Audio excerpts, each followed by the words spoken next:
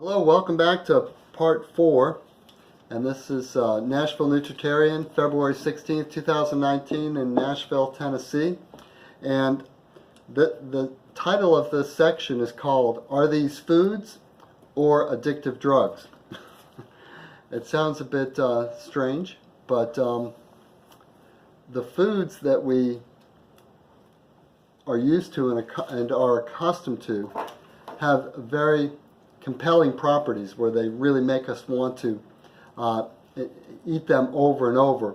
And you know, we laugh about this, you know, when it comes to the Girl Scout cookies or the the chocolate bars or the all these different things that we really crave, and these cravings that we have. But there is an addictive component that I want to unlock for you now, and just try to help you understand how foods become drugs and when that's happened and when that's crossed over. Now, we all know what drug addicts do, and I've had some personal experience with this in my younger years, really being with alcohol and some things like that, and really what alcoholics do is they sneak. They're sneaky. So they'll hide out. There was remember the Tom Sawyer movie or book where the village drunk would hide the alcohol in the woodpile, and he'd pull out a log and take a drink and put it back, and he'd have them all over town, and he'd be sneaking the alcohol. And so the behaviors of an addict are that they sneak their fix, whatever it is. They don't do it openly. They do it on their own. And that's like me when I would I'd lay on the couch watching TV, and I'd get up every few minutes and have 2 more spoons of ice cream. And then my wife would come home and say, "Honey, all the ice cream's gone. What happened?" And I'd say, "Well, I just had 2 spoonfuls." and that's that's just it's a pattern of addiction. And we don't really associate that with food, but I think it's time that we do associate it with food, so we'll identify the behavior and get the help we need. One of the other characteristics of an addict is that they rationalize. And so by having the 2 spoonfuls every 10 minutes, or when their commercial would come on, I would go and get the ice cream, and then I would rationalize it. So I'm only having 2 spoonfuls. And one of the real big breakthroughs is when I started using the chronometer.com program. Is I started to have to, when I had to write it down and be accountable to myself. I mean, I wasn't showing this to anybody, but that gave me incredible insight into how I was rationalizing the vast quantities of food that I was eating, and not just the quantities, but the poor quality. And hopefully you can relate to some of this. And so the reason certain foods act like drugs and certain foods don't is very easy to understand, and I'll explain it now. So when we eat food with refined sugar or with oil in it, the refined sugars and the refined oils trigger dopamine receptors in the brain, and they release all this feel-good stuff like dopamine. And dopamine, when your brain releases dopamine, you feel really good. It's a reward system. And that food in nature was very hard to find. I mean, if you were like in the jungle, where would you find like refined sugar or refined oil? These are foods that were invented later on. And they're also foods that are major components of all the things that we like, that we quote unquote love to eat, but really don't love us. And then we're going to learn to love less, hopefully. And so when I was, when I was younger, when I was a child, my body was brand new, and it could deal with all this. And I didn't have many symptoms. I wasn't struggling with diabetes and arthritis when I was 6 years old. But those things build over time. And so what happens is when we get these things out of our diet, we become much healthier. So those sugars, sugars in nature are bound to fiber. So when you eat an apple or an orange or a date, that sugar will be bound to the fiber in that fruit or that food.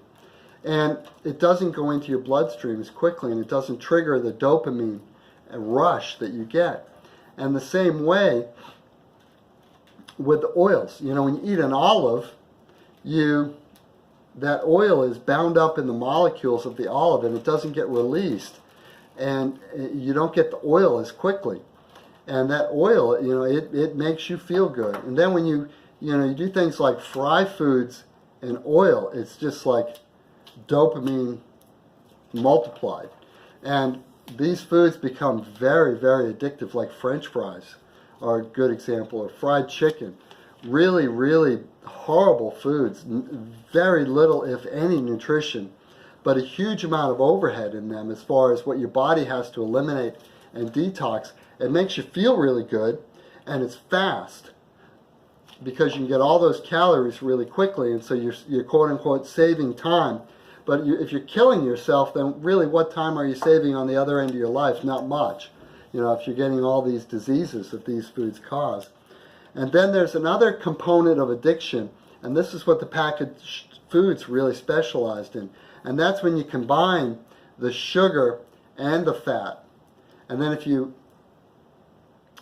combine them together, like what's an example of that? Sugar and fat. What's a good example of that? Real popular one.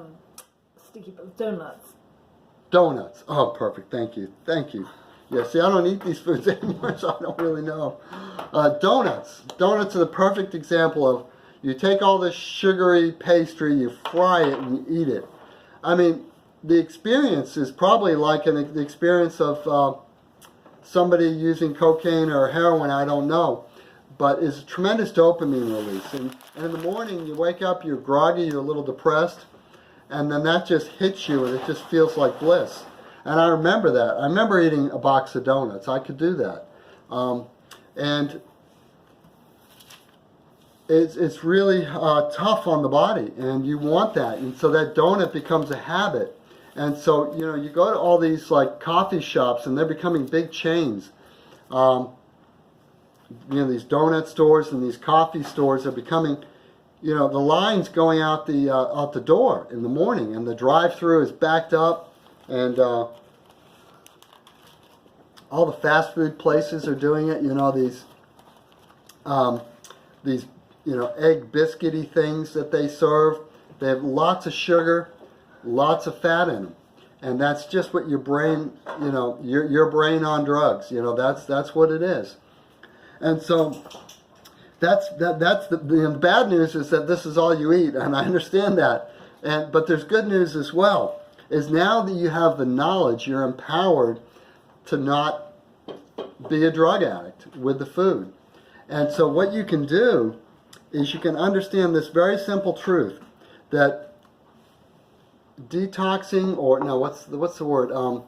Rehabilitating from food as a drug is a lot easier than rehabilitating from, say, alcohol or cocaine or cigarettes. It's a very quick turnaround time. And some people can go cold turkey and just be fine with that. Some people can't. You know, it's too hard, it's too overwhelming. You're about to shut this video off because you can't take anymore. It's more than you can bear. And I understand that. I was there. So you can do it a little at a time. But it doesn't matter how you do it. But now that you have the understanding of the power the food's having over you and why it's having the power over you, you're in a great position to break the addiction. And so instead of becoming a slave to the food is serving you.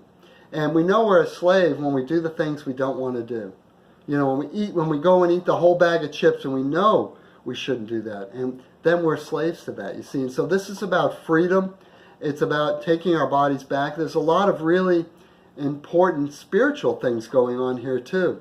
And there's a lot of depression that comes from eating this way. When you eat because you're being pulled in, that's very depressing. And I think that leads to a lot of the emotional problems, the rise of antipsychotic drugs, the rise of antidepressants, the rise of suicide. I think is largely tied into this particular truth about the food-like substances that we eat. And so again, all we got to do is, if you're hungry for sugar, eat some fruit or a date or some mulberries. And we're going to go around in the in the next section, and I'm going to show you examples of all this. And then another thing you can do is, if you're really craving fats, there's really healthy ways to get fat into your diet.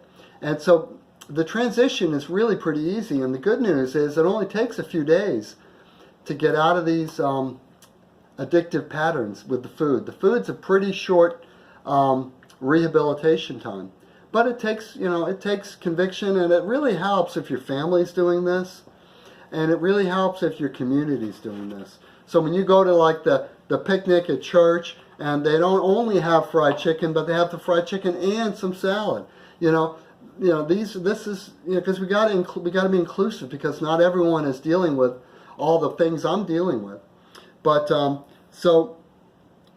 the chemical engineers and the accountants that work for the big food conglomerates, they seek to make the food habit forming. They want, they measure their success in how many of their products are bought every month, and so their goal is to make it habit forming and thus addictive. And so the answer is to seek foods that are not habit forming, enslaving, and addictive, but to seek foods that give you freedom and energy and vitality and help you thrive. And the foods that are in this category are foods that are found in the garden. The foods that are in the addictive category, that act like drugs, are coming out of factories. And so that's a really easy way to understand.